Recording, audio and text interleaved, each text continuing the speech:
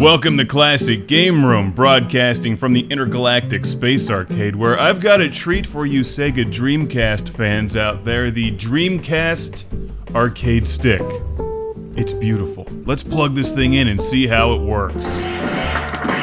How about some Chun-Li on Chun-Li action? Chun-Li wins! It's Capcom vs. SNK 2 being played on the Dreamcast with the Arcade Stick. A wonderful accessory for you Sega Dreamcast enthusiasts. And a somewhat rare one at that. This does not have a Western release. Japan only. Why did they always get the cool stuff?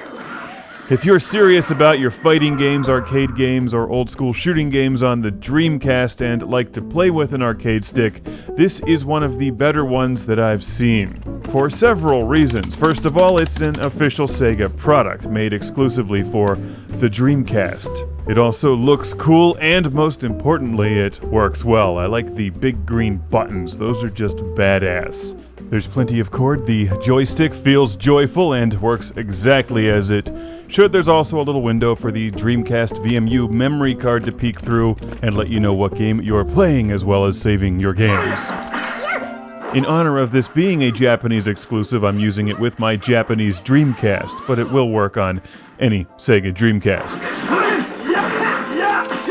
My import Dreamcast has changed color throughout the years. Someone left it out in the sun. Not me. Don't blame me.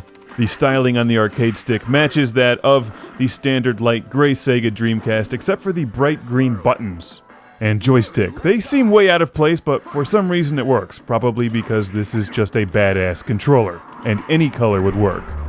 Here's a close-up of the Lord Carnage Yellow Special Edition Dreamcast, and I'm going to set the date. I think it's important to note that you can't set the Dreamcast date beyond the year 2083.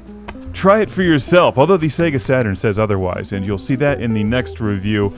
Enjoy your Dreamcast games while you can. How about Fast Striker? Vertical scrolling spaceship shooters work well with this thing, and NG Dev Team's games in particular will want you to reassign some of the buttons to work with the arcade stick.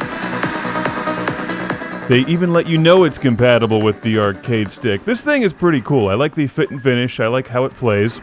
Although, like most of these additional joystick controllers meant to feel like an arcade controller, it's best if you can find a way to bolt this thing down into a giant block of granite. Although it's still pretty heavy and sizable compared to a lot of aftermarket controllers, and has rubber feet. But I find these things always end up sliding around the table, no matter what. It does have a cool textured surface, as well as good buttons. I'm not sure if you can play Seaman with this thing, though. It is way better than the standard Dreamcast controller for fighting games, that's for sure. In fact, you may find that it's better for a lot of games. It even works with Gunlord, although I'm actually more into playing that game with the standard controller.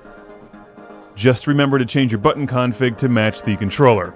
A giant thank you to my homeboy Zach from Pasadena, Maryland, for sending this extremely generous gift to the show. It's going to get used a lot, because let's be honest, the standard Dreamcast D-pad kinda sucks, especially for fighting games and arcade games. There are some other aftermarket Dreamcast arcade sticks out there. The only one of those I can think of to recommend is the X-Arcade Tank Stick. This one is a real Sega product, and it's a lot less expensive. So thanks again to Zach from Maryland and Frank from California and NG Dev Team for hooking up this show with all of these awesome games. It's the Sega Dreamcast Arcade Stick, highly recommended for your Sega Dreamcast, of course. Sadly, it doesn't work on the Saturn.